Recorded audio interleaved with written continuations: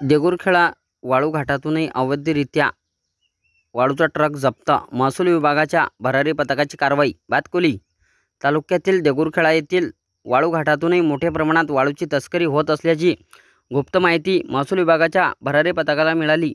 त्या माहितीच्या आधारे भरारी पथकाने पूर्णा नदी पात्रात सर्च ऑपरेशन राबवून देगुरखेडा वाळू घाटातूनही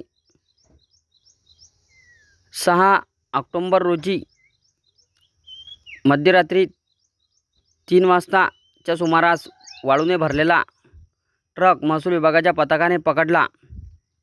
कोल्हापूर येथील MH15 AG 4948 या क्रमांकाचा ट्रकमध्ये एक बरास वाळू सह ट्रक भातकुली तहसील येथे जप्त करून त्याच्यावर कारवाई करण्यात आली।